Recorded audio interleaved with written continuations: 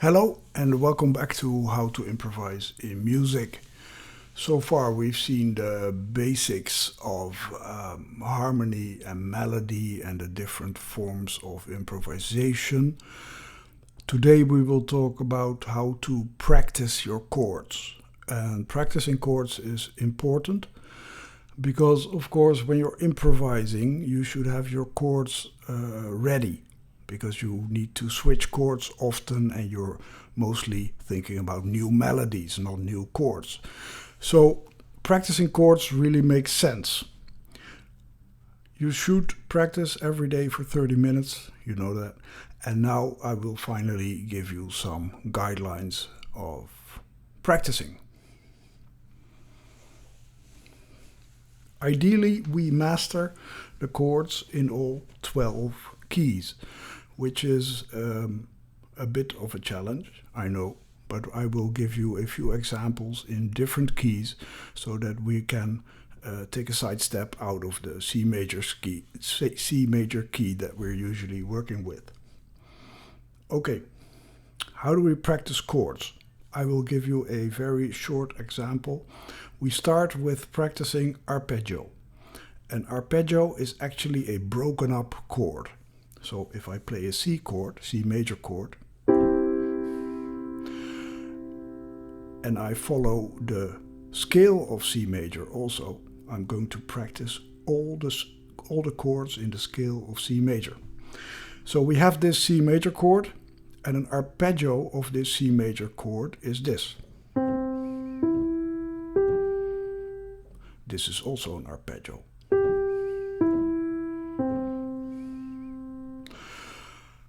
How do you practice arpeggios? I have a nice way to do that. It's also a very nice warm-up exercise if you're warming up into your instrument to start playing. I play arpeggios and I shift position every time I finish one. So I do this in the C major chord.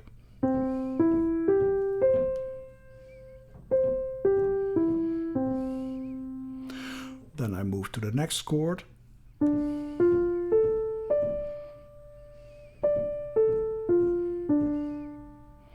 And then I move to the next chord.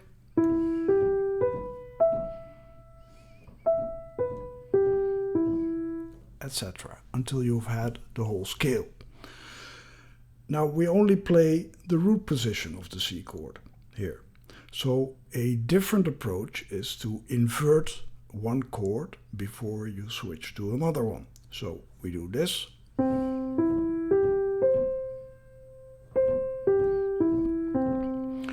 Now we play the first inversion.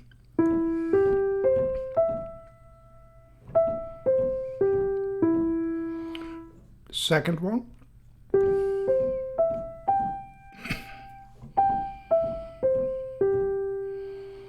And then we're done, because this we already played. If you do that quite fast, you will find that it becomes easier and easier.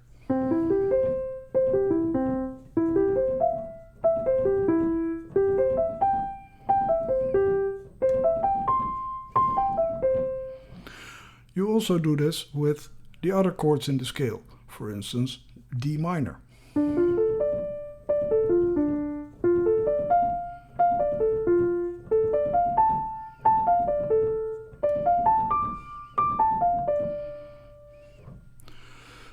If you do this for every chord in the scale, you can, over time, tell yourself, I know all the chords in the scale of C major.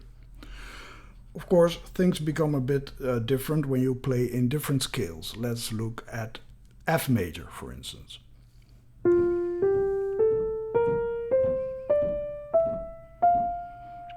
F major has one black key. The B becomes a B flat to make sure that the interval between the first and the fourth note is a perfect fourth and not an augmented fourth. I will explain once more. 1, 2, 3, 4, 5, 6, 7, and 8. The B flat is introduced to make sure that the the FB distance, which is an augmented fourth, is corrected back into a natural fourth, FB flat. You can hear what happens if I don't apply this correction. It doesn't sound well. So the F major scale has one black key. If we arpeggiate here, of course we have we do the same routine.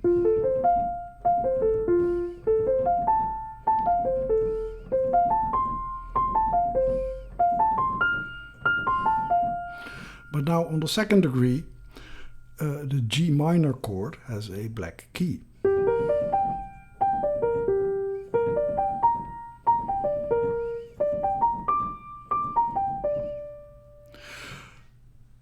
If you use this as a warm-up exercise, you will find that introducing black keys and white keys intermittently really help to warm up your fine muscles, the muscles in your hands. So we can continue in F, but you know now the concept of how to study chords using arpeggios. If you want to have a bit more body to it, you can always add a bass note.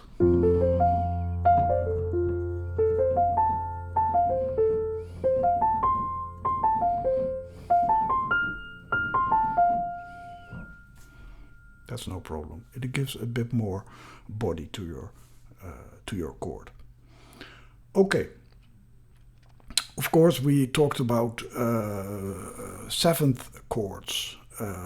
Last time. You can do the same thing with seventh chords.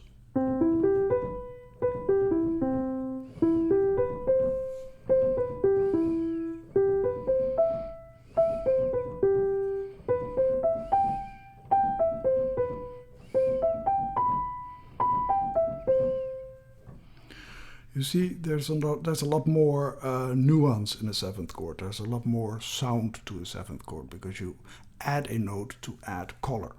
It's not only major or minor, but now the seventh also becomes a nuance in the coloring of the chord. Play these arpeggios. Try to limit yourself to 2 scales a day. Make it as hard as you feel comfortable with, because you can do it in D flat.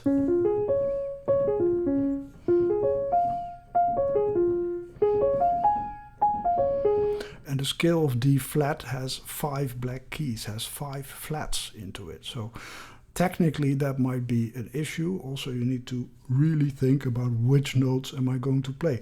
But because you're thinking about the notes, you learn the note. Because a note is not, a chord is nothing more than a group of notes. Okay. Of course, you can also practice with random chord layouts like this.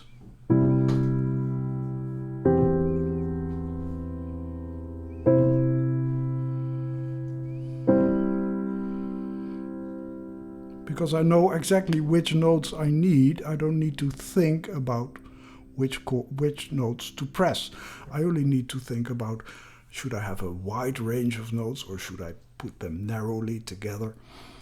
This is more advanced because if you are not very familiar with chords, this is not easily identified as a C major chord with an E in the bass.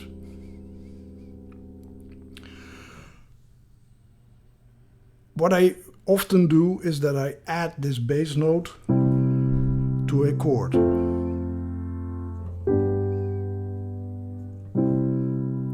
It's just to give more body to the whole thing. You should, when you play seventh chords, I usually make a split. So I play the bass note in my left hand and I play the other 3 notes in my right hand. And because we play these notes far apart, it becomes a more interesting and warm sound.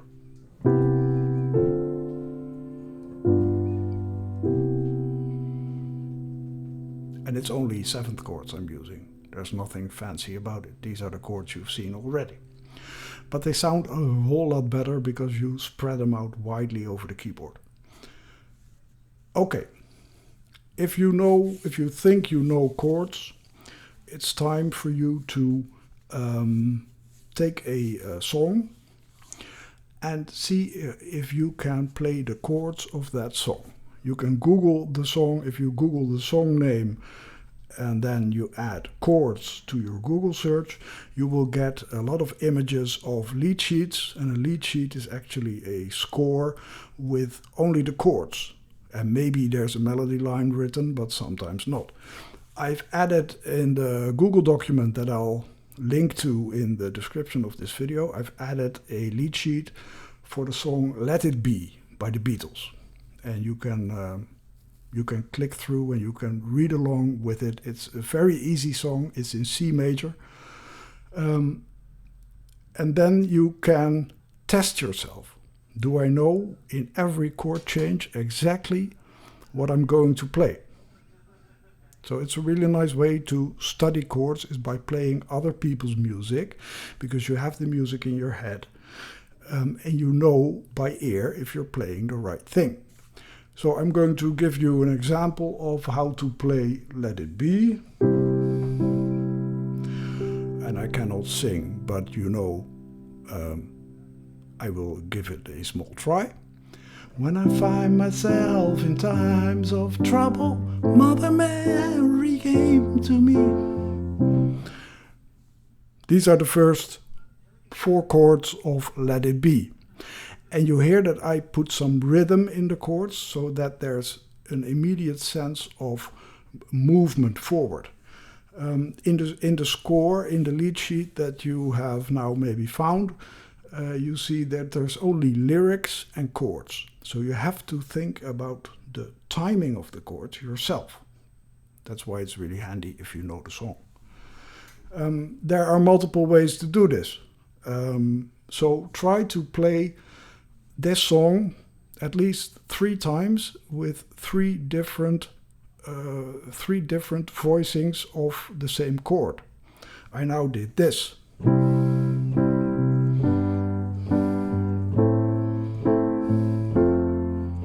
But of course I can also play this.